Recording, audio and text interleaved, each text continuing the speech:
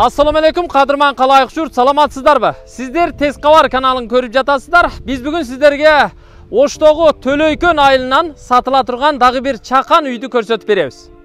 Азыр Төлөйкөн айылындабыз. Мына бул чоң жол Төлөйкөн айылындагы негизги Жоло Мамытов атындагы чоң жолу. Айылга киресиздер дагы тетиги жердеги жаңы бала бакчадан өтүп түз келе бересиздер. Сол тарапта мектеп бар. Мына бул жердеги Төлөйкөн айылындагы чоң мектепти Жоло Мамытов атындагы мектеби деп коет. Андан өтүп каналдын аркы бетинде мечит бар туугандар. Ушул жерге келгенде мектепке жетпей эле сол тарапка бурулуп ылдый түшүңүздөр. Түз эле түшүп барып оң жактагы айылга кирсеңиздер, ошол жерде жайгашкан сатыла турган үйдү азыр барып жеринен көрсөтөбүз. Жүрүңүздөр, баралы, көрөлү. Мынакей туугандар, биз сатыла турган үйгө заматта жетип келип калдык. Азыркы биз көрсөткөн мектептин жанындагы ылдый түшкөн көчө аркылуу түп-түз ылдый түшүп, мына бул Ражапов көчөсүнө келгенде оңго бурулуп, нарыдан бери жогору чыгып келдик. Бул көчөдөгү ушул үйлөрдөн өткөндөн кийин, алардын катарында жолдун оң жагында, батыш тарабында, мына бул 4 бөлмөлүү жаңы курулган чакан үйгө туш болосуздар. Ушул үй сатууга коюлуп жатат туугандар. Жакшы курулган. Жалпы 4 бөлмөлүү. 4 бөлмөнүн экөөсү бүтелек, калган 2 бөлмөсү даяр. Болгондо да евро ремонт жасап койгон. Жашаса болот. Биз эми туугандар бул үйгө, бул жерге келүүнүн дагы 2-3 жолун кошумча түшүндүрүп коелу. Азыр биз Төлөйкөндүн негизги жолу аркылуу мектеп жактан ылдый түшүп келдик. Бул биринчи жолу. Ал эми экинчи жолу Юго-Востоктон Мелисаканын көпүрөсү аркылуу өтүп дагы солго бурулуп бери келсе болот. Ал эми үчүнчү жолу Озгур тараптан болгондо да Озгурдун биринчи көпүрөсүнө жетпей, оңго бурулуп түз жогорураак жүрүп, көпүрөдөн Төлөйкөнгө өтүп, жогорудан ылдый түшүп келсе болот. Бул мына ушул жерге келүүнүн үчүнчү жолу. Демек, бул үйгө биз 3 жактан унаа аркылуу келсек болот. Ал эми бул үйдүн тушунан дагы кичинекей көпүрө аркылуу Юго-Восток тарапка, Озгур тарапка жөө өтө турган көпүрө жол аркылуу өтсө да болот. Ал 4-үнчү жолу. Үйдү көрүп турасыздар, чакан курулган, жалпы 4 бөлмөлүү, чатыры шифер менен жабылган, фронтондору, суу түтүктөрү бардыгы кагылган. Үйдүн ички сырткы шыбактары да бүткөн. Фундамент жерден 1 метр бийиктикте көтөрүлүп турат. Жалпы үйдүн жери 6 сотық кызыл китеп боюнча, кошумча дагы 2-3 сотықтай жери бар, фактически 9 сотық чыгат. Электр линиясы бул жерге тартылып келинген, жарыктандыруулар да коюлган. Фундамент көрүп турасыздар, сырты да шыбалып, мына ортосуна дарбаза кое турган кылып проект кылган. Тактап айтканда бул проект негизи узбекский варианттагы проекттерге окшоп кетет. Эң жакшысы практичный, экономичный проект. Мына бул ортого чоң дарбазаны коюп курасыздар, Кудай буйурса. Киргенде эле оң жакта 3 бөлмө, солдо 1 бөлмө болот. Чегарасы мына ушул үйдүн бурчунан эсептелинет. А оң жагында болсо үй менен кошунанын дуалынын ортосунда 2 метр аралыкты калтырган. Ал жака дагы bir калитка коюп, малкалды үйдүн төрүндөгү, жердин төрүндөгү малканага, сарайга ошол жактан жетелеп кирип, жетелеп чыгып турса болот. Биз эми туугандар бул үйдү сиздерге кирип, кенен көрсөтүп берели. Бул жерге чоң дарбаза коюлат. Андан өтүп киргенден кийин арка, туннель, көрүп турасыздар, мына жыгаштары, бүт таштамайларын таштап, чорный потолокторун баарын жасап койгон. Астынан потологун гана кооздоп жасаш керек. Үйдүн алдында мына мындай чоң болгондо дагы кандек өрүк өсүп турат. Анын көлөкөсү үйдүн алдына кенен тийип турат. Оң жакта болсо тепкич, оңго 1 чыгат, солго 1 чыгат. Сол тарапта болсо туугандар 1 бөлмөлүү зал, чоң конок бөлмөсү бар. Биз эми бөлмөлөрдү оң жактан бир чекеден тааныштыра берели.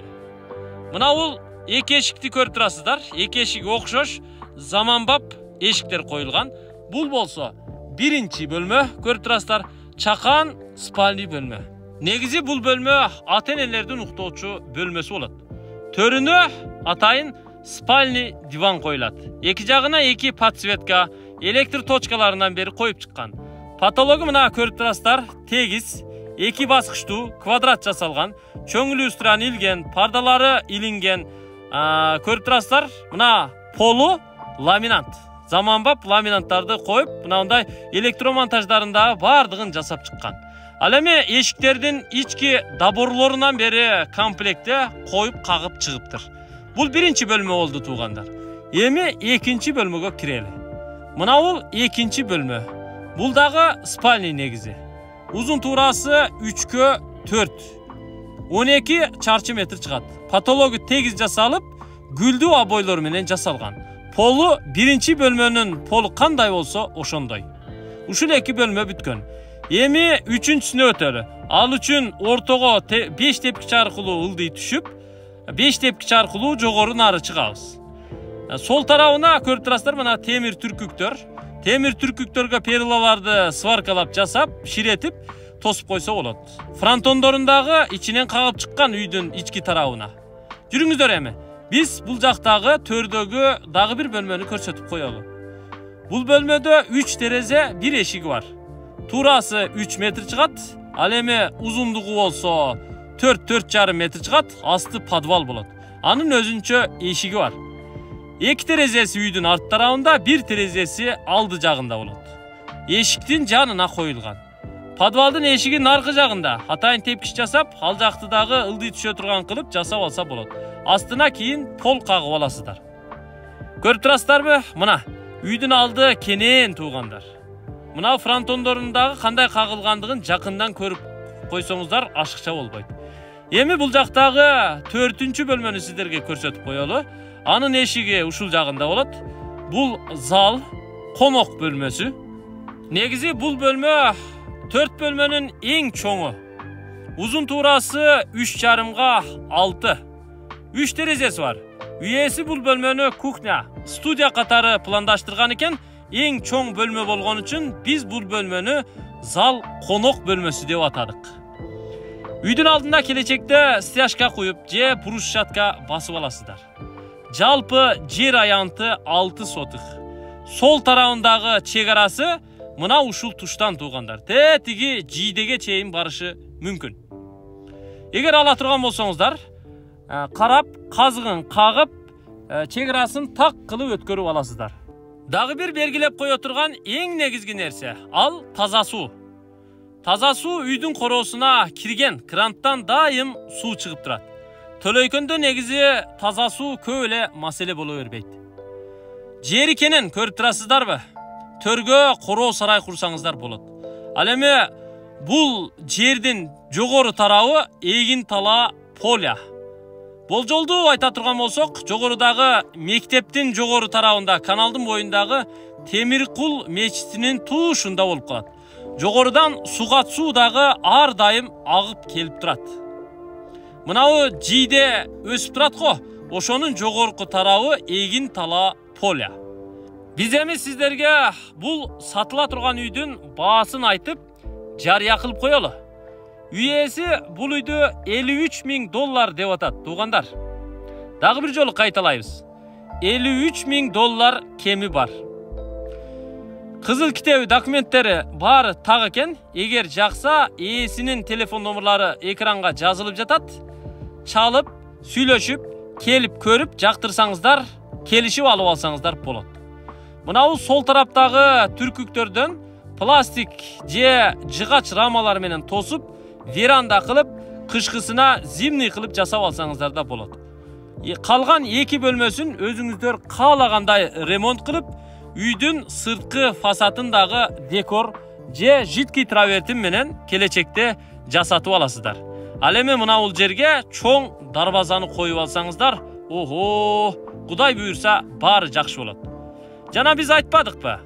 Ушул үйдүн тушунан, мына ушул туштан жөө кичинекей көпүрө аркылуу дагы юго-восток Озгур тарапка каттоо бар.